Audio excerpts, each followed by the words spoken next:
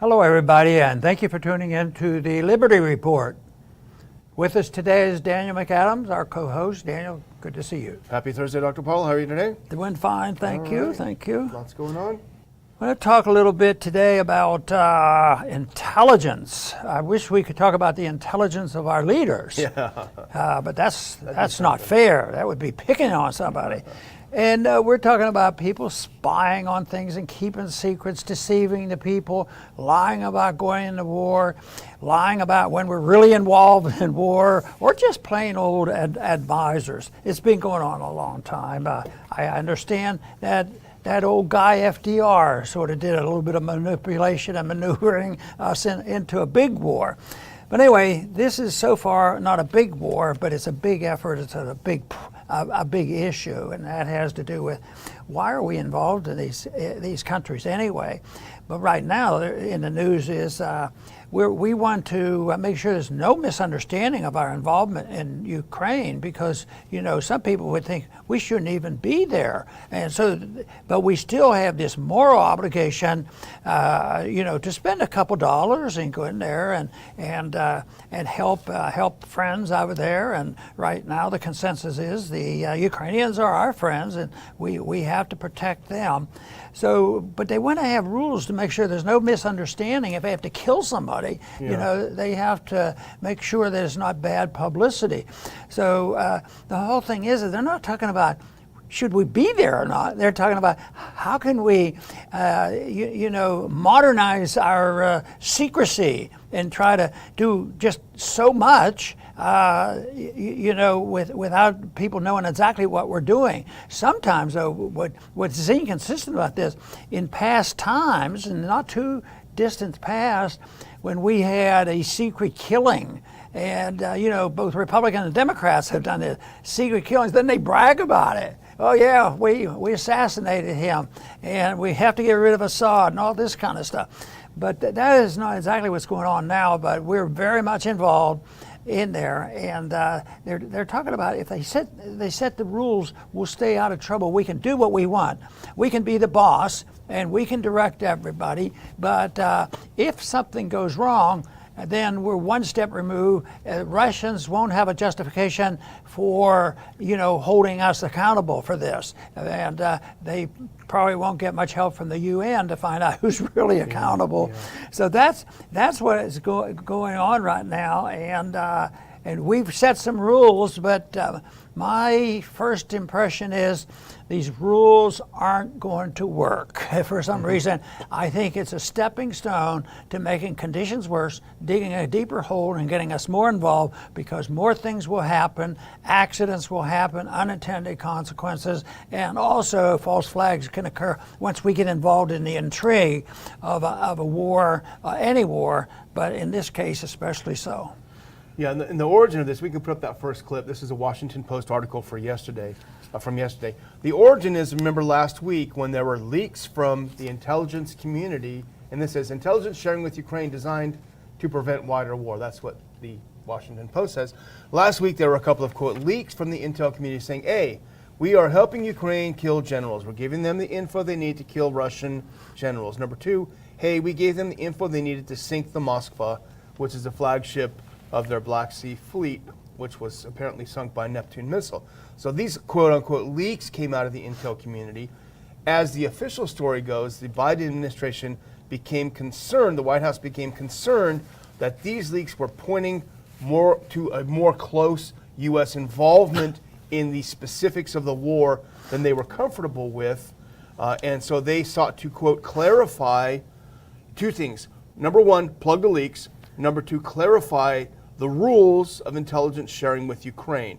Now, this is the official story. I would say that the leaks from the intel community were not just braggadocio or just, I would say they're designed to be warnings to the Russians. Hey, we can kill you and we are killing you. Nevertheless, okay, that's the origin. The goal of the U.S. obviously is to maximize the pain on Russia, and Secretary Austin said it himself. The idea is to weaken Russia, so maximize the amount of pain on Russia without provoking a Russian response against the U.S. And for me, and I was on radio earlier this morning, and I said, this is an insane balancing act, and it requires the assumptions about Russia are correct, because we don't talk to the Russians. We know that now. At the highest level, the U.S. and Russian leaders have not spoken. Lavrov has not spoken to Blinken since it started. So we don't talk to them. So our assumption is that here are the red lines with Russia, and we can't really pass them. That's a big assumption. And the other one is that there is not a miscommunication. And you remember back in 1983, Dr. Paul, when the U.S. was involved in a nuclear first strike exercise that the Soviets misinterpreted as preparation for a first strike, and they were ready on the verge of launching a preemptive strike against this. We were this close, a hair's breadth, to nuclear annihilation, and thank God it didn't happen because of one astute person. That's a longer story. But anyway, this all relies on not a single mistake like that being made. And the question is, the stakes are so high with this, what is the real benefit to America and the American people?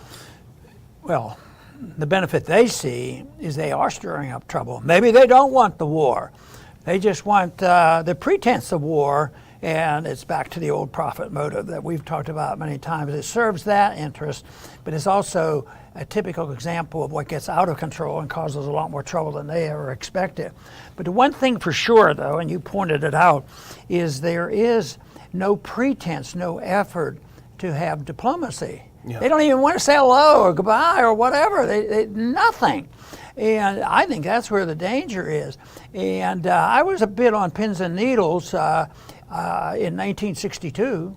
I was still in my residency, and that was the missiles of October, and the world was very tense. But I believe, even though some people say, "Oh no, this wasn't a big," I believe it was a big deal that there was a communication between Kennedy and Khrushchev, and matter of fact, that gets more complicated because maybe Kennedy, due to the Bay of Pigs and other things, became more anti-war, and that led to other things happening. But the big point is there was, under that type of tension, at least they said something. But now, this is not a problem. We can play the game. We're not going to talk to him. It's almost like cliques in high school or something. Exactly. I'm not talking to those people anymore. Yeah. They're really bad people. Yeah. I'll get them at the next football game or something. But this, I think that, of course, is a serious mistake, because I think under all conditions, as bad as they may seem, if it's not extreme where the bombs are falling, that you should make an effort to talk to people. But this emphasizes, if they get away with this, which I don't believe they will, they'll say, see, that's it, you got to be really tough on people, and it will end up with peace. Yeah, we're not moving toward peace in that area. Just think of the difference in the last, say since 2014, how chaotic the Eastern Europe has become, what's happened to our relations with Russia and China, and how that has contributed to our economic problems. All this thing is all backfired. And you've sort of expressed it too. Why in the world did they do this? Yeah. And again, we've said this over and over, Dr. Paul. This is the whole rationale for U.S. involvement in this is predicated on the widely discredited Domino Theory. I mean, it feels like we're back in the 60s. If we let Putin take Ukraine, he's going to get Poland next, and then in New York we're going to be speaking Russian in 3 months. The whole thing is discredited, the whole rationale. There's no U.S. national interest. But anyway, according to the Washington Post article, now the White House has clarified these are two types of intelligence we will not share with the Ukrainians. And I guess this is supposed to make the Russians feel better, and perhaps on a certain level it does, but nevertheless, we're still going to share the other types. First of all, detailed information that would help Ukraine kill Russian leadership figures, and that would be political leadership and also the most senior military officers. So we won't share that with them, but we will share it with if there are officers in the battlefield, if there are generals in the battlefield. That's fair game. And the other one is any info on targets inside Russia. That kind of makes sense. But what scares me is the fact that they admit they're not sharing it makes me think they probably are sharing it. Yeah, and to me, this detailed of what is the proper position and what is the tactical procedure that we do misses the whole thing, because this is all manufactured for various reasons. And it's the idea that we're there and we're so much involved and have been involved in so many places around the world. In how many coups have there been that we've been involved in? We get involved and doing the nitty gritty. It's just amazing how the system that we've had here, because we've been so wealthy and we're really coasting on our wealth, but there'll be a point where we can't be the dictator of the world, and we've been able to get away with that, and this will come to an end, and that is the day that this world is going to change, and hopefully the end of this, to me, is not a bad thing. If we did it wisely, we would just back off and say, the few times that Eisenhower backed off from a confrontation when some tanks were rolling in Europe, the fact that he didn't send our tanks in there, people didn't worry about that, to the point that the end of times was coming and the Russians would be so strong they'd never be stopped. But anyway, it's a system of government is avoidable. This mess that we're in is avoidable, just as the economic mess we're in avoidable. Our border problems are avoidable. But the one thing is unfortunately that we haven't done much, because we could have avoided this systemic evil attack on our ability to express ourselves. Yeah. And when we lose that, and we are losing, and it seems to be more benign than we're in about a nuclear bomb, that this to me is a big deal, because it's systematic. I don't think it's not retrievable. I think we can retrieve it, and I think the electronic age helps. I think there are things, I think that the monopoly of the social media is not as absolute as some people think. Who knows, there may be some good come out of Twitter before we know it. And that's why I think the issue is legalizing freedom. People will solve the problem, but it's just to get the bureaucrats and the money hogs and all the special interests out of the way, and the problems we have would take care of themselves. Well, our next story, Dr. Paul, I'm afraid, is some bad news. A new threat has emerged. And actually skip over the next clip and put the third one on. This is an article from AP. A new threat has emerged. We're going to have to get ready to fight the Russians in Alaska. Here's AP. Army poised to revamp Alaska forces to prep for Arctic fight. And let's look at, here's a quote from it. The U.S. has long viewed the Arctic as a growing area of competition with Russia and China, particularly as climate change brings warmer temperatures and opens the sea lanes for longer periods of time. To me, I don't know, Dr. Paul, this is some dweeb sitting in a think tank somewhere saying, aha, I've got an idea. The Alaska threat. We got to get over to Alaska. Forget about these troops in Hawaii sitting around sipping, daiquiris. We need to go to the frozen tundra. Yep. I read one article that they were explaining that the real reason is that China and Russia are both up there, and they're getting ready to divvy up and take over everything in the Arctic. So that is the reason. It has nothing to do with us and the Alaskans that we have to do. It's with the supposition that they're up there, which is something we do all the time.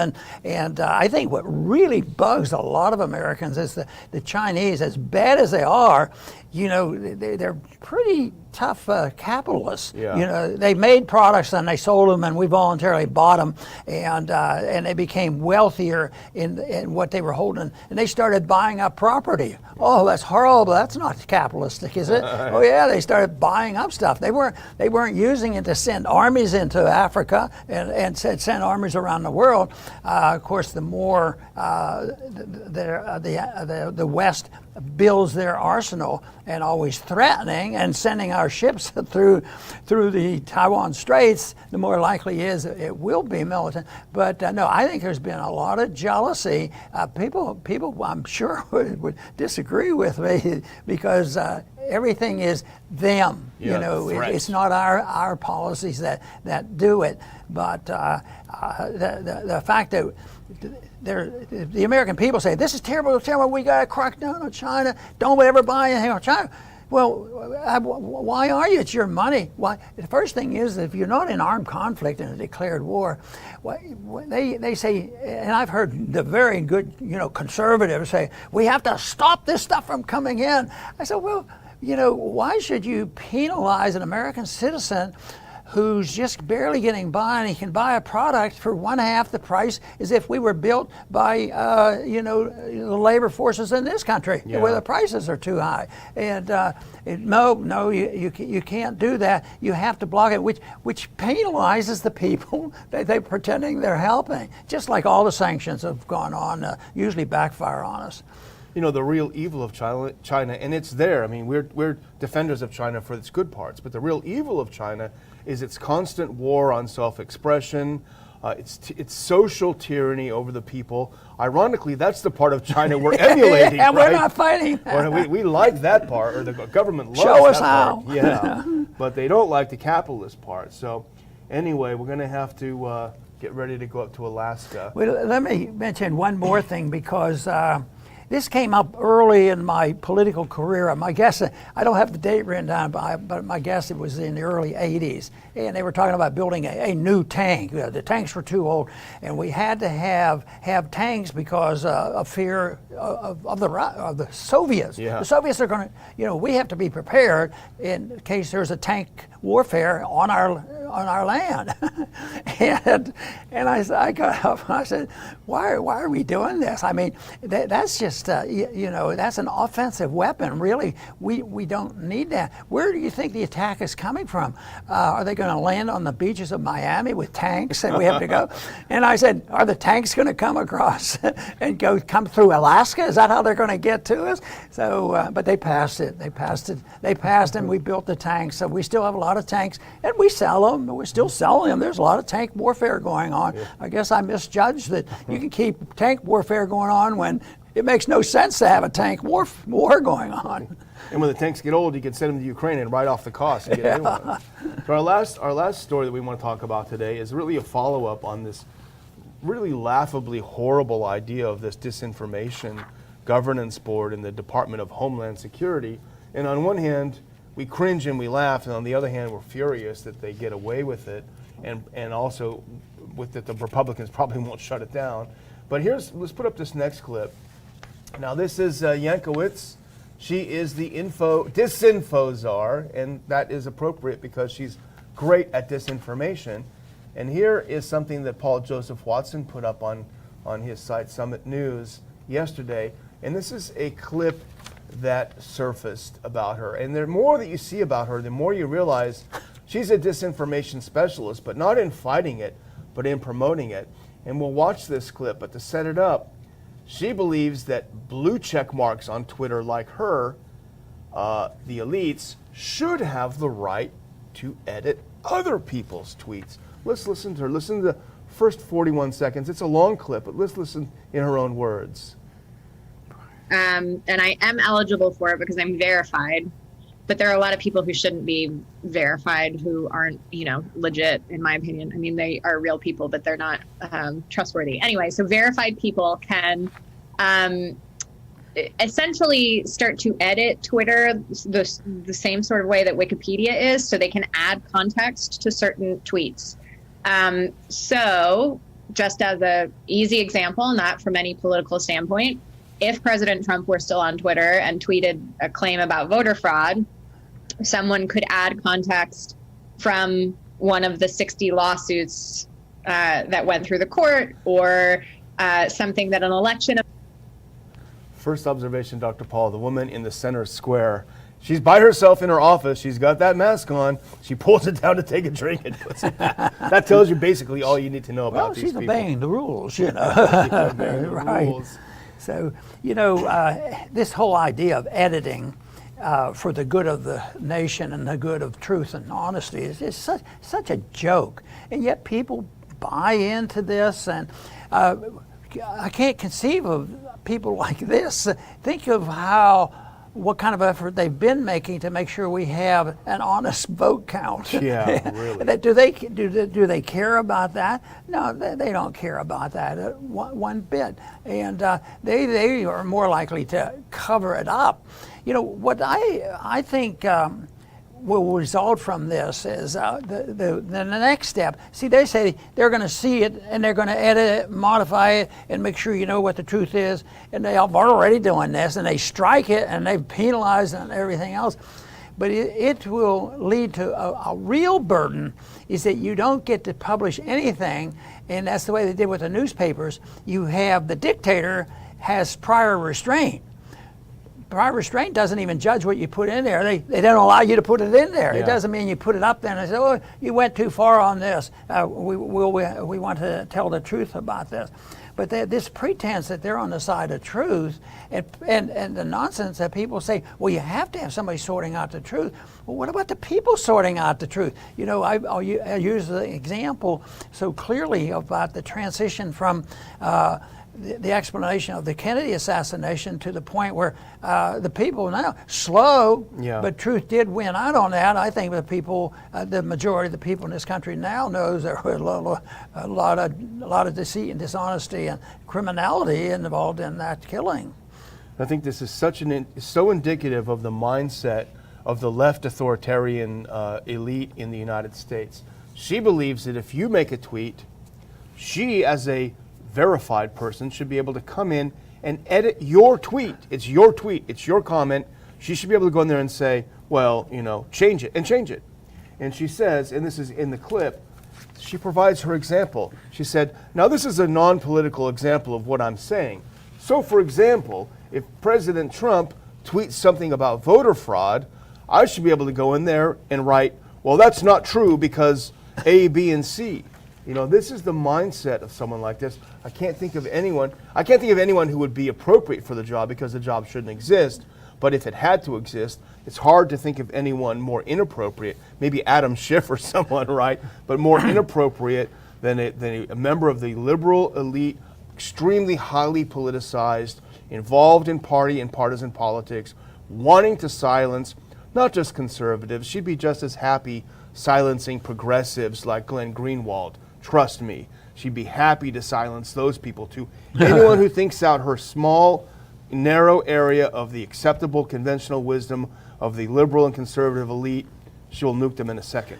The Constitution is rather clear on this subject, and I think my favorite phrase in the Constitution comes at the beginning of the Bill of Rights. Congress shall write no law, and then they list them. They should have stopped there. Right there. No, yeah, that's it. That's period. We should put the period there. They shall write no law, and yet the people still go along with this, and the people are follow it. Look at how how obedient they were with the lockdown on COVID, and now it's turning out there's more and more reports now showing that the early group of doctors that came out are now being recognized for a heroic effort, but it certainly has caused a lot of suffering, which is continuing, unfortunately. The principle is still there, so it's.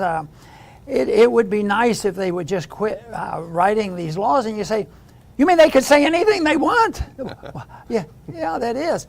But it's not like it's total anarchy. There even in the free market, there are limits. Because if you say, Joe here, he committed murder yesterday, and I saw him murder somebody.